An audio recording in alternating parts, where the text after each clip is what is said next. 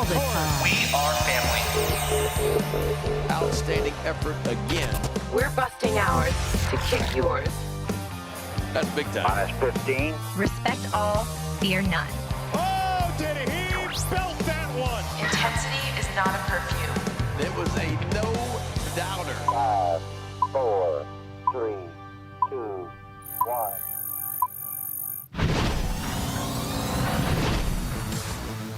We are up in the bird's nest here at Oriole Park at Camden Yards. I'm Brendan Mortensen alongside Annie Klaff. And Annie, you've been on this show twice now. Yeah. Your first show was after the draft. Your second show is now our trade deadline preview, which are probably our two biggest shows of the year. We'll see once the Orioles start making a playoff push here, but it feels very reminiscent of Grayson Rodriguez getting called back up to the majors and going, hey, Grayson, here's the Dodgers and here's the Rays. Go get them. Yeah, and especially at this point in time, the Orioles have a huge decision to make, a decision that they probably haven't been used to in recent trade deadline years. Yeah. This is a very different trade deadline than the trade deadlines of past under Michael Elias. And I mean, we have a lot to talk about, so we'll just jump right into it.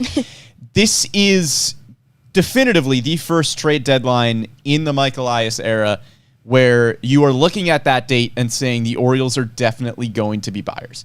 Last year, the Orioles had a competitive team at the trade deadline. They were still right around the playoff push, but still playing right around 500 baseball. It wasn't, you have the best record in the American League, go make something happen territory. Build. And now they're in a position to further bolster the roster and hopefully make a playoff push here. And it's really interesting to see what the Orioles end up doing, whether that's making a big move or not, because, like you said, best record in the American League. It's more of like, if you want to make that big move, strike while the iron is hot. But Right. at the same time, if you're deciding to play it a little bit safer, like the Orioles have done, in terms of, put all your faith and trust into this rebuilding system, and the farm system, then maybe you're jumping ahead of the gun and making that big decision way too soon. Yeah, and I think that's an important point to make here about this trade deadline, too. I think the Orioles are still going to be careful because you kind of have to be, right? I mean, you've had this rebuild for, however many years you want to call it, the full rebuild. You're not just going to blow it all up at one trade deadline. You're not going to make the biggest splash possible and deal away, 3 of your top 4 prospects for one season of hopefully we can make a long playoff push here, maybe a World Series, but whatever it may be, whatever your thinking is, the Orioles aren't going to completely blow up the farm system for one season of a potential playoff run. This whole rebuild has been designed around sustained success. And while the Orioles might still make a splash, I don't think it's going to be one that is so large that it completely derails your next 3-4 years because you went chips all in on one season. Also, if you make that incredibly huge move with an incredibly big player, you have to make sure that they are able to join in the chemistry with all the young players and not mess that up, because like you said, that is something that the Orioles have been working on for so long, especially under Elias, in developing that young team. Yeah, we can just, we're talking about it in vague terms, but it's Ohtani. We're talking about Ohtani. If the Orioles were to make a ridiculously large splash, the biggest one at the deadline right now is Shohei Ohtani. First of all, I don't think he gets traded, period. The Angels aren't that far out of a wild card spot at this point. They still have a relatively competitive team. Yeah, maybe you trade Ohtani because you don't think you're going to re-sign him, whatever it may be. If there's one team that could trade for Ohtani, I'm not really looking at the Orioles. I'm looking at teams like the Giants, the Dodgers, the Yankees, the teams that are like every single offseason lobbying to sign like a $300 million guy. It doesn't make sense if you're as fun as it would be to have Shohei Ohtani in Baltimore. It does not make sense if you're the Orioles, because you would probably need to trade a viable big league starter right now with somebody with big league experience, like somebody like Brian Mountcastle or somebody like that. You would need to trade probably one of Colton Cowser or Jordan Westberg, probably one of, if not both, of Joey Ortiz and Connor Like, you just These are all go important down the names. prospect list. Yeah. And you would have to trade, you know, Yeah. XYZ guy for a few months of Ohtani, which is awesome. But if you trade for Ohtani, you're probably not re-signing Ohtani after this season. It's a very expensive rental. It would be a very fun rental. I don't think it's happening. Like you said, short term would probably be what the Orioles do with Ohtani, and that alone with any kind of player would mess up the chemistry that the Orioles already have. Yeah. Because they've all pretty much grown up together in the farm system and whatnot. So making that big decision would create a lot of issues, I think, in the long run. Yeah, potentially. I mean, there is something to be said for the front office going, you know, we're going all in. We're trying to win right now. Like, that certainly adds some confidence to the locker room, I think. But you're right. You don't want to completely blow things up. Like, it's a young, fun team right now. You don't want to take, like, all of those young, fun guys and send them out the door, because right now the formula is clearly working. Yeah. You have the best record in the American League. That doesn't mean that you can't continue to bolster the roster and make some additions here and there, but you're not going to blow it up for a rental player. Yeah. As good as those that the Orioles could be looking at, I think we probably came up with the same three categories, because there aren't any glaring holes on this team, but there are probably three specific places that the Orioles could improve right now, which is starting pitching, because everybody can improve starting pitching. Middle relief, again, because everybody can improve middle relief. Huge demand for a lot of teams right now. And then center field, solely because of injury at this point, because Cedric Mullins and Aaron Hicks are both on the injured list. I'll start with starting pitcher, though. The current rotation currently consists of Kyle Gibson, Tyler Wells, Dean Kramer, Kyle Bradish, Grayson Rodriguez. Kyle Bradish is like underratedly excellent at this point, has a really sneaky ERA just over 3.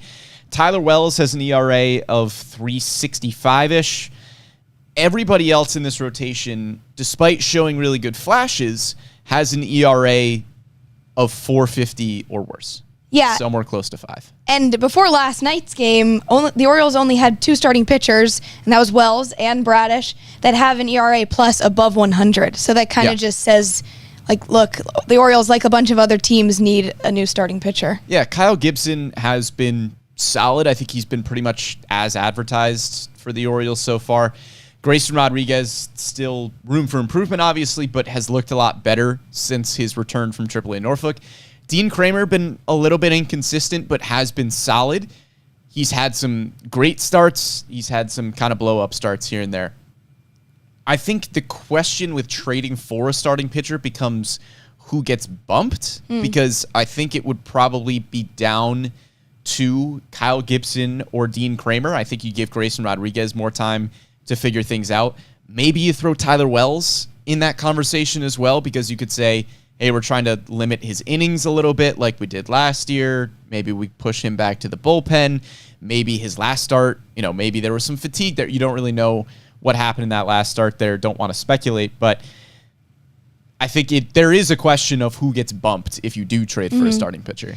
And in terms of the question of who you bring in, I feel like it's a no-brainer that the Orioles could benefit from a veteran starting pitcher that has postseason experience. Yeah, definitely. So the first guy that I had on my list in terms of a starting pitcher that I think the Orioles could go after was Lucas Giolito.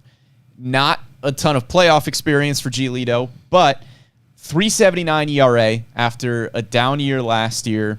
ERA has been right around 3.50 for about 4 of the last 5 years. Does have a little bit of playoff experience. He's not owed that much money. He's a free agent after this season. Very much falls under the category of a rental. But I think Giolito would come in and probably be your ace. I mean, if you were looking at maybe a wild card game to start the playoffs, if Giolito is on this team, it's probably either Giolito or a healthy Means starting that wild card game. I think he would probably be the Orioles' probably most talented, best pitcher at that point, and he's not going to cost you that much. The White Sox are really struggling and are probably going to look to unload a bunch of players. So I think Giolito is a name that's been tossed around a lot, and I think he'd be a really good fit. And he's been the most consistent pitcher for the White Sox this season. And like you said, for the improvements from last year, not just his ERA, but his walks went down from 61 to 42 this year. Right. But again, for the free agency, do you think that bothers you at all with him going into it next season? I think that probably helps if you're the Orioles. The other guy that I had in mind also from the White Sox was Dylan Cease. That's been a name that's been tossed around a ton. Strikeout machine, ERA is just over 4 right now, was excellent last year, close to a Cy Young candidate. Well, he was a Cy Young candidate, close to the Cy Young winner. Sure.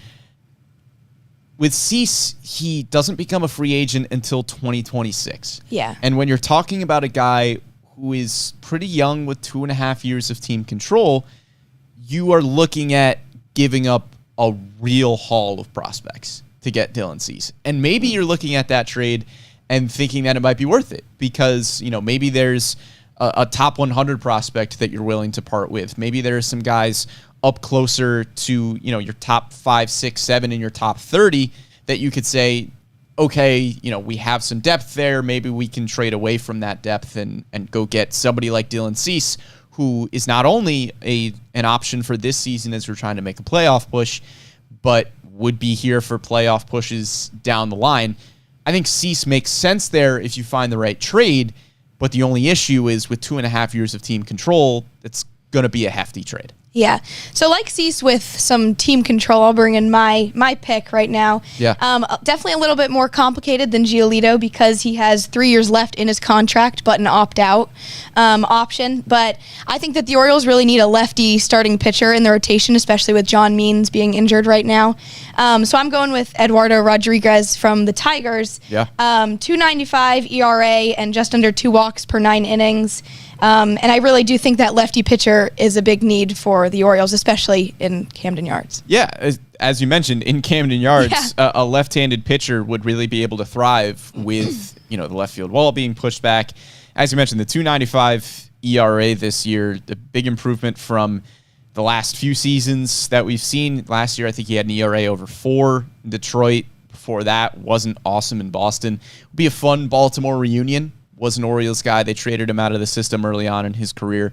So, yeah, I mean, Eduardo Rodriguez has been a consistently good pitcher since he cracked into the league in 2015 and would fill a need in this rotation right now. As you mentioned, the Orioles, with Cole Irvin being moved to the bullpen, don't have any left-handed starters at this point. And not that it's a necessity, but it would be nice to have one until John Means comes back. Yeah, you don't necessarily need a left-handed starter, but it's better to have one than not. Yeah, and similar to the White Sox too, Tigers aren't doing too well. So, and they're 46 and 55 right now, so it could be an easy pickup. Yeah, and probably for the Tigers too, if you're looking at Eduardo Rodriguez, a pitcher into his 30s at this point, probably doesn't line up with your timeline of success. I think they signed him with kind of an Orioles timeline in mind, where, their Gunnar Henderson and Adley Rutschman were in the form of Spencer Torkelson and Riley Green. Riley Green has been, solid this season. Spencer Torkelson, not so much. I think the Tigers were probably thinking, okay, we'll sign Eduardo Rodriguez a little bit earlier in our rebuild process here, and by the time he hits his 2nd or 3rd year in his deal, then we're going to have, guys like Torkelson, Riley Green, they're going to be ready to go. They're going to be carrying this team to a playoff push. That hasn't really happened at this point. And Eduardo Rodriguez doesn't really line up with their timetable of winning right now. Yeah, true. Can we talk about lefty pitcher Jordan Montgomery a little bit?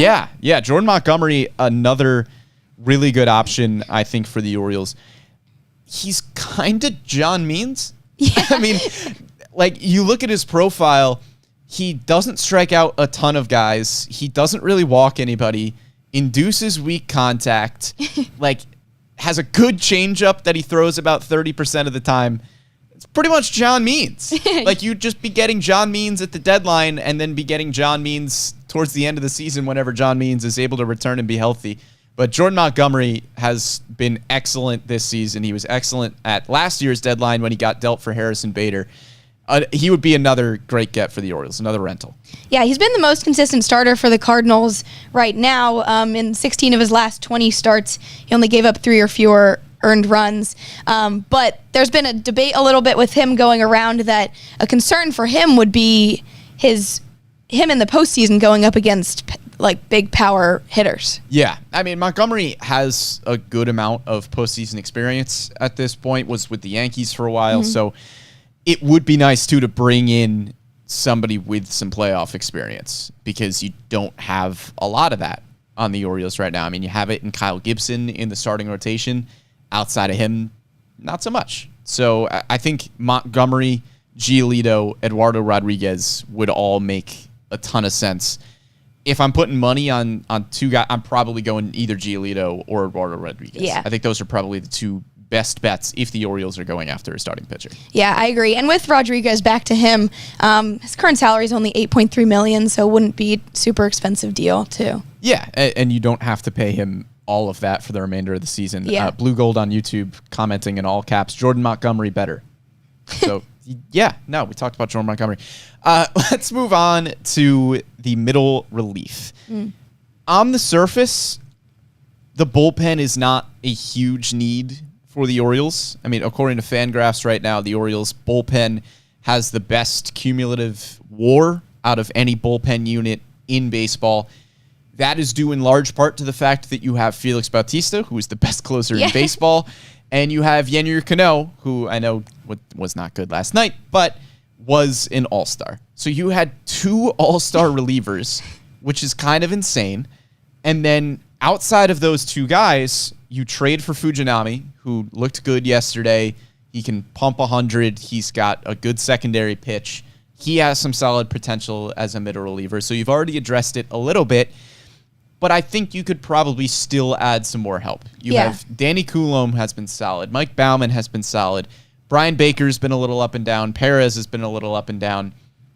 You could go for another like 6th, 7th, 8th inning guy. Yeah, it's kind of like the saying, like the grass is greener, or is always greener on the other side. It's like, sure, you have two all-star closers, relievers, but at the same time, there's always room for improvement, and it would help the Orioles a lot to shorten the game a little bit by bringing in another relief pitcher. Yeah, definitely. And right now, I mean, even with Yennier Cano, I think, there are some question marks that, like, Danny Coulombe is good and he's relatively consistent, but you don't have anybody like Felix Bautista, and it's an interesting conversation because you won't get anybody like Felix Bautista. Like, I feel like Yennier Cano has been getting a good bit of slack from Orioles fans where, like, yeah, maybe there's some question marks here or there. He's given up some more hits recently. But it's like, yeah, he's a normal human being reliever, and meanwhile you have Felix Bautista striking out 17 and a half batters per 9 innings with an ERA below 1. You're used to seeing that. We're used to the first half of Yennier Cano, which was also not normal. But relievers are going to be volatile. Like, relievers are going to be a bit all over. I'm not concerned about Yennier Cano. It's more so just like, yeah, he's more human than Felix Bautista. Yeah, it's also hard to keep that unicorn status for long term. Exactly, yeah. You can't really have... I mean, I don't see Felix Bautista being like that for many years to come. Do you think that? I mean, it's possible. It's entirely possible that Felix Bautista is just that dominant. Yeah, just that guy. But looking at the rest of the bullpen, like, yeah, you have to expect some volatility, and you haven't gotten anything from Dylan Tate or Michael Givens this year, which is why it makes sense to just pack the bullpen with as many reliable, quote-unquote reliable relievers as you can to just give Brandon Hyde more and more options to work with at this point. One guy that I picked out as a middle relief potential trade piece is David Robertson. He's currently on a $10 million deal with the Mets, ERA just over 2. The Mets are really underperforming, but they are probably not going to deal their bigger pieces at this point. They're not going to move like Alonso and Lindor. Like, they're going to keep the core pieces, but they do have a few rentals like David Robertson, like Mark Hanna in left field. So I think Robertson is somebody who could probably be on the trade block. And if you're talking about postseason experience and how valuable that would be to add, Robertson has been to the playoffs in 8 separate seasons. He was with the Phillies last year, made a World Series run. He was with the Yankees for a while. David Robertson would bring a ton of experience to this bullpen and a ton of of playoff experience to a team that really doesn't have much at all. And if you're for the side that's arguing like, hey, the Orioles need some really good veteran experience in postseason experience as well, then I think that he's a really great call. Some solid pitching. The only thing is, he said he's expressed some disinterest in being traded again. Yeah, he's been all over. But you're going to get that, and especially if you're getting traded to the Orioles, I feel like then that has to change for that interest once you know you're going to Baltimore. Yeah, and I think, for Robertson, he just kind of falls under that category of always being a good, reliable reliever, and that's the one thing that every contending team needs at the deadline. Sure. So, it makes sense that he keeps signing one-year deals, and then, it's kind of unfortunate that he keeps signing with teams that end up underperforming. Yeah. But then it's go to a playoff contender. He might not want to move again, but, if you're going to the best team in the American League right now, might be fine with it. Yeah. So for my pick, I tossed around a few names, as you know, but I think the one that I've got to go with is Jordan Hicks, reliever from would be so the fun. Cardinals. 26 years old, right-hand pitcher, 3.67 ERA, 59 strikeouts to 24 walks this season.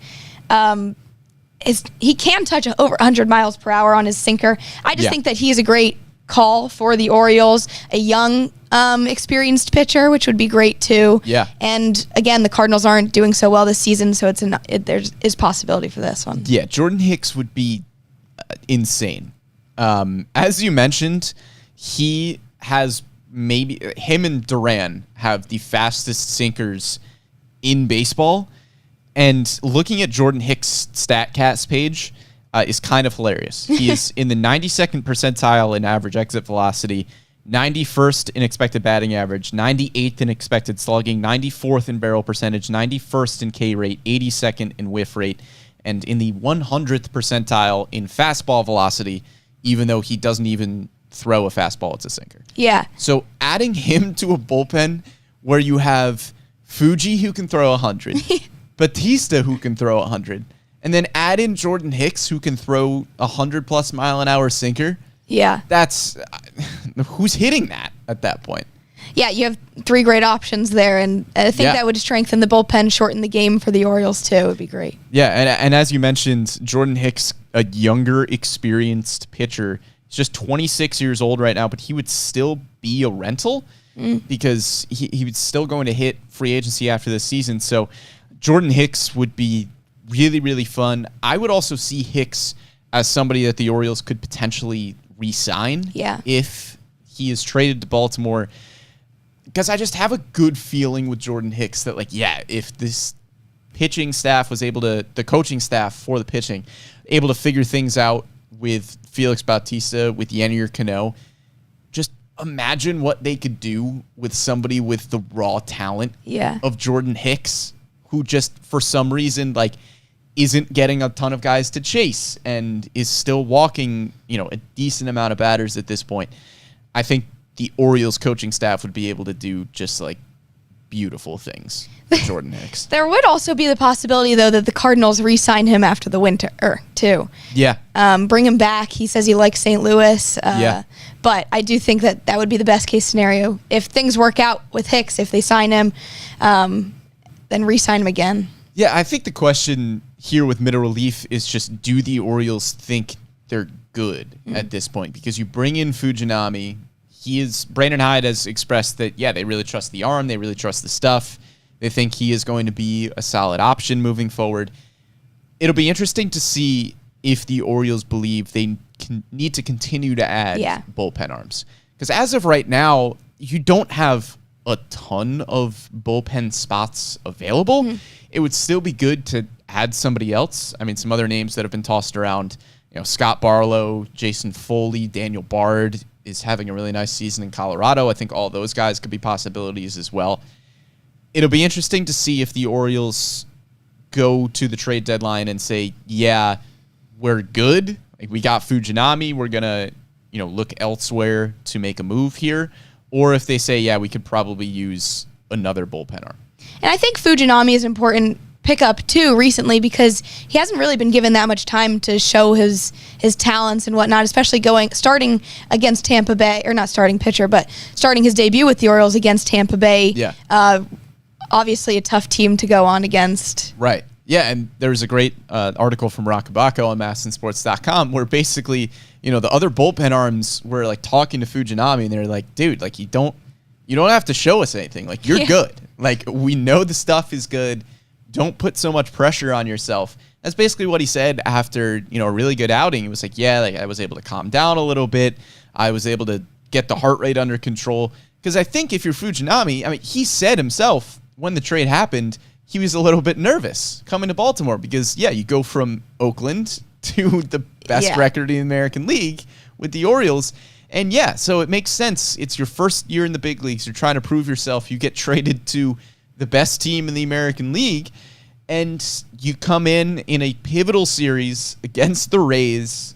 AL East is like kind of on the line, and that's not really on the line, but you're trying to make ground here in the AL East. Yeah, it makes sense that he puts a ton of pressure on himself, and the rest of the bullpen arms are like, no, you're good. You're fine. Just pitch. Yeah. Would you consider bringing any of the pitchers from the starting rotation down to a relief pitcher?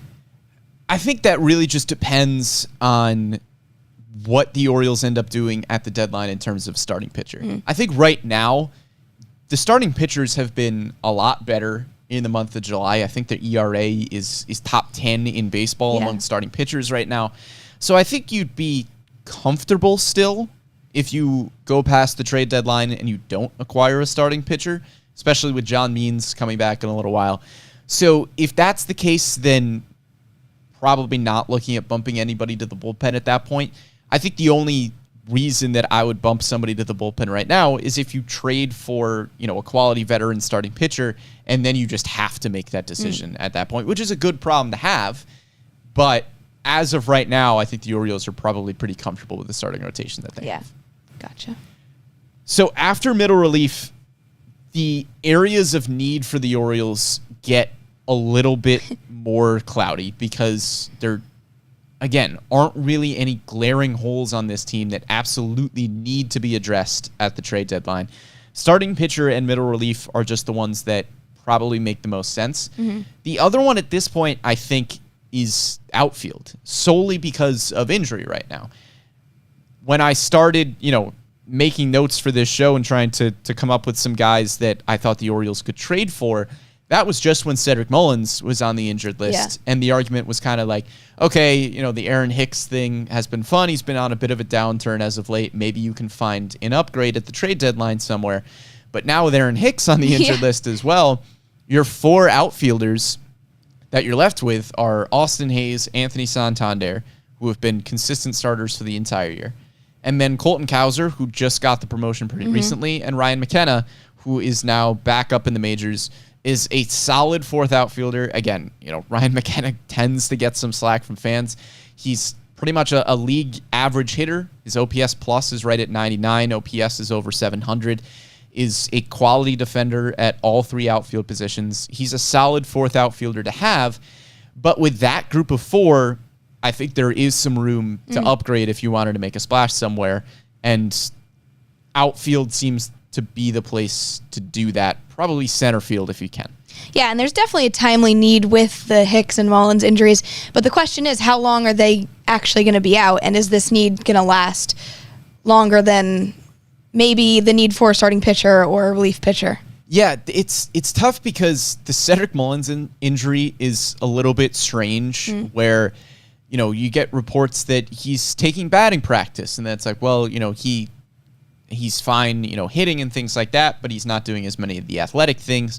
I believe there was a Cedric Mullins quote from, a week or so ago where he said he was hoping to be back by the end of the season, so you don't really know how long he is going to be out. I think either way, though, you can always look to upgrade, and even if, Cedric Mullins ends up coming back in a week or 2 weeks, if you traded for a center fielder at the deadline, it never hurts to have another quality bench piece, even if it becomes just a bench rotation guy that you just work into the lineup where you can. Again, good problem to have. You would rather be too crowded than not crowded enough. Yeah, I agree. So who's your pick? Yeah, my pick in center field, if you're making a splash, this would be a splash trade. It wouldn't be Ohtani. But I mean, my personal pick here, if you want to go for a big splash, would be Cody Bellinger. He's on a 1-year deal, would be a free agent after this season. He's hitting close to 320. OPS is around 920. Former MVP. He's got playoff experience. He's got great pedigree. He is in the 89th percentile in outs above average in center field, so he would immediately be able to take over that spot. You wouldn't be bumping Colton Cowser out of the lineup necessarily. I know you want to get Colton Cowser reps. He's one of your top prospects. He's one of the best prospects in baseball. Cowser would be able to go back to a corner outfield rather than the plan right now of playing a good bit of center field. I think Cody Bellinger would be able to give you stability at a very important position in center field. And even after Cedric Mullins comes back, you'd probably put Cedric Mullins back in center.